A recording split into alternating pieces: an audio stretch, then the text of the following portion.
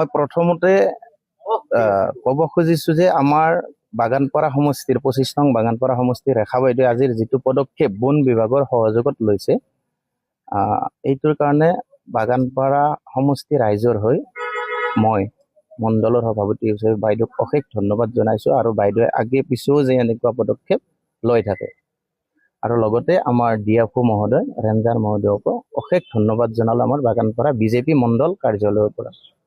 হাতী মানুহৰ সংঘাতটো কোনো এতিয়া নতুন কথা নহয়, এইটো যেন সদায় এটা ঘটনা ঘটি আছে এনেকৈ। আৰু আপুনি স্থায়ী সমাধানৰ কথা মোক সুধিলে চাগে, নহয় জানো? হাতী মানুহৰ সংঘাতটো স্থায়ী সমাধান হ'ব যে আৰু আমি আশা কৰিব নোৱাৰো।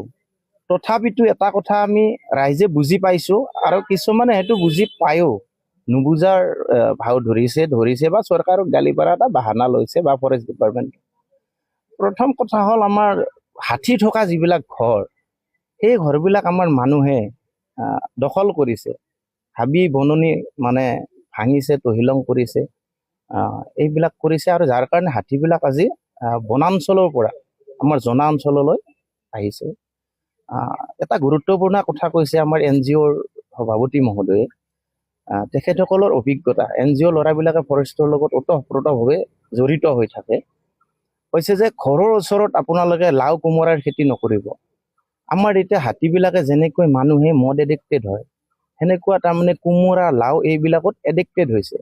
যিবিলাক হাতীয়ে কোমোৰা লাও খাই পাইছে, সিহঁতে ঘৰৰ ওচৰত পায় বুলি সিহঁতে জানে, আৰু মানুহৰ ঘৰৰ ইচাৰত এইবিলাক বিচাৰি আহে।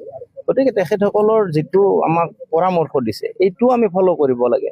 ডিএফও ছাৰে কৈছে যে হাতী যদি আহে বেছি হুলস্থুল নকৰিব, জুই দিব, আৰু জুইত বম ফুটাতকৈ শুকান জলকীয়া দিব। শুকান জলকীয়াৰ যিটো মানে স্মেল ওলাব, সেইটো যেতিয়া হাতীৰ নাকত লাগিব, হাতী নিজে নিজে আঁতৰি যাব। বেছি হুলস্থুল কৰিব মানা কৰিছে। এইখিনি আৰু বিশেষ ক'ব লগা নাই। আৰু এইখিনি সজাগ হওক ৰাইজক অনুৰোধ জনাইছো, সজাগ হওক। সজাগটোৱেই মেইন কথা। এতিয়া হাতী মানুহৰ সংঘাতটো স্থায়ী সমাধান হ'ব বুলি কিন্তু ভাবিব পৰা নাযায়। এইটোতো চৰকাৰে এতিয়া লৈয়ে আছে। আপোনালোকে দেখিছে বিভিন্ন ধৰণৰ উচ্ছেদ অভিযান চলাই আছে য'ত। সেইটো আচলতে এইটোৱেই পদক্ষেপ, ডাঙৰ পদক্ষেপ হিমন্ত বিশ্ব শৰ্মা চৰকাৰৰ। তেখেতকো এই চেগতে ধন্যবাদ জনাইছো।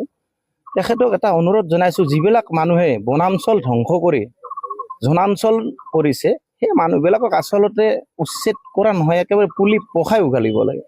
নহ'লে আমাৰ যিখিনি মানুহ আজি হাতীৰ কাৰণে অত্যাচাৰিত হৈ আছে, এইটো কিন্তু কোনোদিন সমাধান নহ'ব। এইখিনি মুখ্যমন্ত্ৰী মহোদয়লৈ মোৰ অনুৰোধ। ক্ষেত্ৰত পদক্ষেপ ল'বলৈ আমি বিশেষকৈ হাতীৰ যিবিলাক এলেকাত আমাৰ মানুহে বসবাস কৰিছে, এই ক্ষেত্ৰত আমি আমাৰ অভিভাৱক মন্ত্ৰী, আমাৰ ওচৰতে পাইছোঁ এইবাৰ বন মন্ত্ৰী জয়ন্ত মল্ল বৰুৱা ডাঙৰীয়াদেৱ, তেখেতক আমি অৱগত কৰিম। আমাৰ ফালৰ পৰা আমি MCLA মহোদয়া, আমাৰ বাইদেউ ৰেখাৰাণী দাসবৰুৱা বাইদেউ খুব সদক্ষ, তেখেত আচলতে খুব কৰ্মযোগী। তেখেতৰ ছিষ্টেমত গৈ আমি তেখেতক জনাম, তেখেতে আমাৰ বন মন্ত্ৰী মহোদয়ক জনাব। এটা ছিষ্টেমত যাব লাগিব। আমি নিশ্চয় অনুৰোধ জনাম।